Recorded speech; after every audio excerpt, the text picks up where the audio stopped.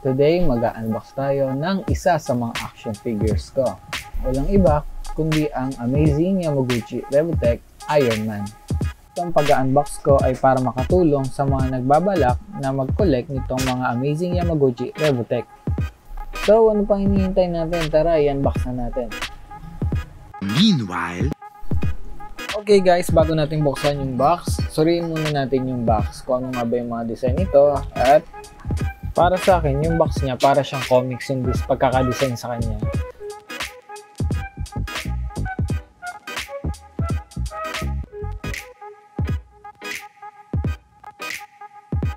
oh my God! Ayun, oh. Wow! Ang ganda. Meron pa siyang kasamang parang background yata ito. Nung kahon. Paano masabi? Yan. Mala Tony Stark. Parang office.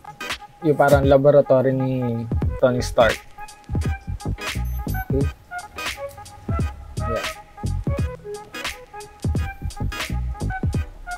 Ito na yung kanyang mga dami ng item na kasama. Grabe. Ayun. Meron pa nasa ilalim. Ito yung mga stand niya. Okay, yung stand niya, ito yung tumutulong para mas stable yung kanyang tayo at mas ma-form natin ng maayos yung pagkaka-display ng ating action figures.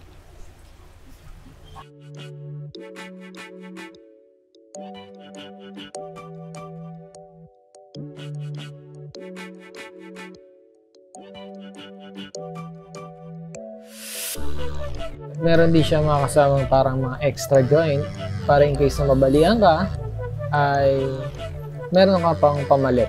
Yun yung mga extra joint. Okay?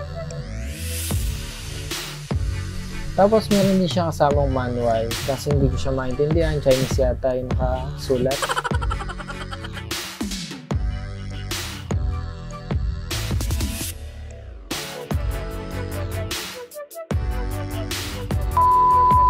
Ito yung pinakamaganda sa action figures na ito.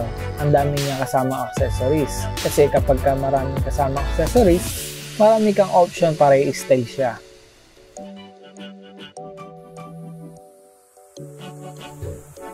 Ito yung mga iba't ibang klase ng kamay ni Iron Man na kasama dun sa mga accessories.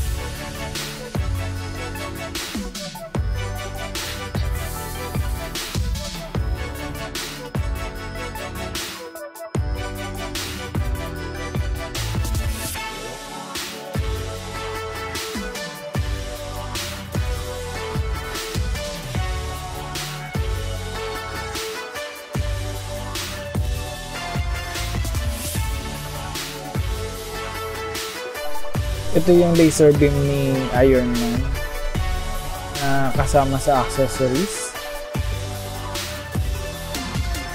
Ito po yung mga accessories ni Iron Man. Hindi ko alam kung anong tawag dito pero alam ko ito yung nasa likod ni Iron Man kapag siya ay lumilipad.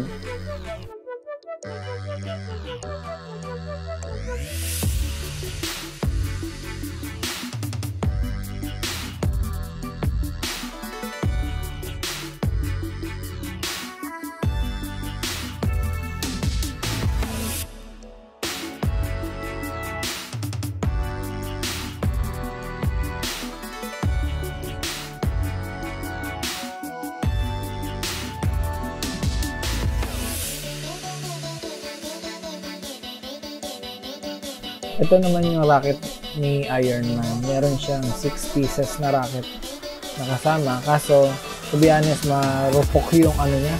Masyadong madaling maputol yung mga joints. Kaya, hindi ko siya nailagay dun sa mga ano ko. Kaya kung kayo bibili nito, no choice kayo kung didikit na siya talaga dun sa mismong figure. Ito yung beam ni Iron Man na nagsisilbing special effect kapag siya ay lumilipad. Ito yung nasa kamay niya at yung nasa paa. Ito naman yung tools na tumutulong para matanggal yung mga joints dun sa pagkakakabit lalo na kapag sobrang sikip yung pagkakabit mo dun sa mga joints.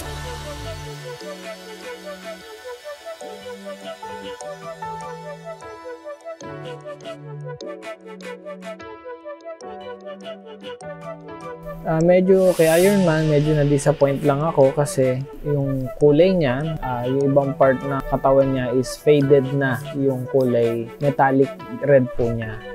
Tapos po, medyo madaling mabali yung mga joint niya dun sa shoulder at yung nasa may ulo. Kaya niremedyohan ko na lang yung mga joints niya para lang mabuo. Pero yung bandang leeg niya, dinikitan ko na lang ng glue stick kasi no choice, ang hirap niya. Lagi napuputol yung sa joint niya sa leeg. Kaya yun, dinikitan ko na lang.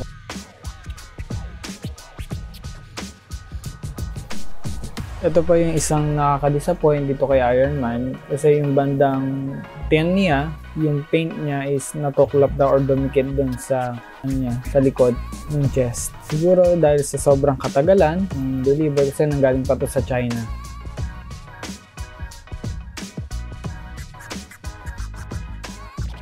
At pati kung bagong bili mo lang siya, suggestion ko lang, galaw-galawin mo na dahan-dahan yung mga joints niya para at least hindi siya mapuwersa pagka pinapalitan mo na siya ng mga accessories kasi doon nagkokos yung pagkabali o pagputol ng mga joints.